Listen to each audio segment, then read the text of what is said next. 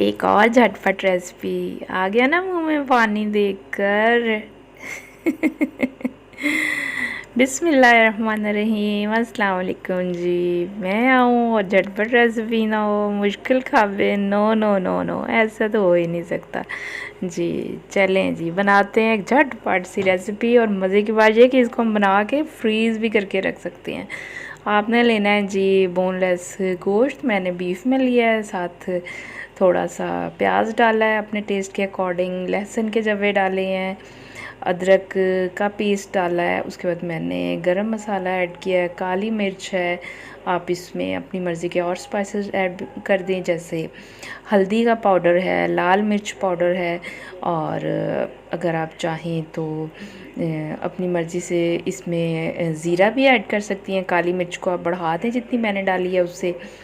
फिर इसमें गरम मसाले का पाउडर ऐड करें, और फिर ये है कि आप जिस तरह से भी पकाती हैं ना उस बर्तन में पका लें। मैं इसको कच्ची हांडी में बना रही हूँ तो मैंने थोड़ा सा पानी ऐड किया है, मुझे अंदाज़ा है कि इसमें ये गल जाएगा। अब इसको हमने देगची को गर्म होने के बाद ना हांडी को फिर ज़रा मुनासिब सी आंच कर देनी होती है, क्योंकि कच्ची हांडी में ना बहुत तेज़ आंच पे खाने को नहीं पकाया जाता।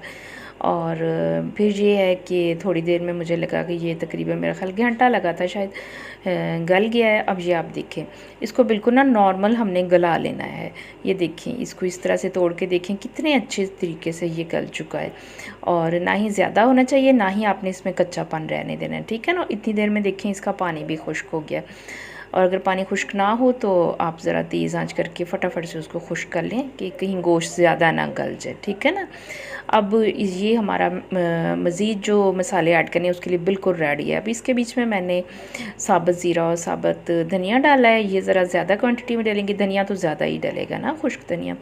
फिर मैंने इसमें चिली फ्लेक्स डाले हैं, ये कुटी हुई लाल मिर्च। आप चाहें तो ज़रा ज़्यादा ऐड कर लें, अगर आप नहीं इतने स्पाइसेस यूज़ करते तो आप उसको कम भी कर सकती हैं। अब मैं इसमें डाल रही हूँ जी लेमन का जूस, ठीक है। इसको हमने ना बड़ा चटपटा चटखारेदार सा बनाना है। आप चाहें तो चिली सॉस भी ऐड कर लें, सिरका भी ऐड कर लें। अब इसके बाद आपने इसमें कॉर्नफ्लोर ऐड करना है। मैं तकरीबन 2-2.5 ना टीस्पून मेरे ख्याल मैंने ऐड किए हैं। आप इसको ना मिक्स करके देखिएगा।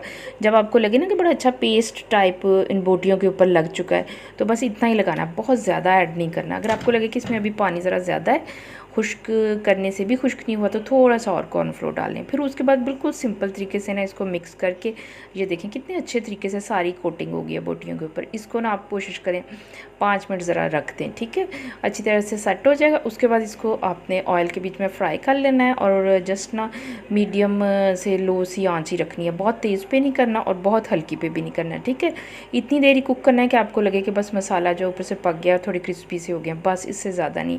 और जब आप मैरिनेट कर लेते हैं फाइनली, तो उस वक्त अगर आप चाहें ना तो इसको आप फैला के किसी बर्तन में, और इसको आप फ्रीज़ कर लें। जिस वक्त भी मेहमान आए, जिस वक्त आपको ज़रूरत हो, आपने निकालना है, थोड़ी देर इसका टेम्परेचर नॉर्मल करना है, और बस आपने ना इसको फ्राई करना है। इंतहाई मज़ेदार या चटखारा बोटी बनती है, आपने इसको ज़रूर ट्राई करना है। और अगर आप चाहें तो इसके बीच में मज़ीद कुछ मसाले वगैरह जो आपको पसंद हो ऐड करना है तो कर लें। खाएँ पिएँ ऐश करें, मुझे बहुत सी दुआएँ दें।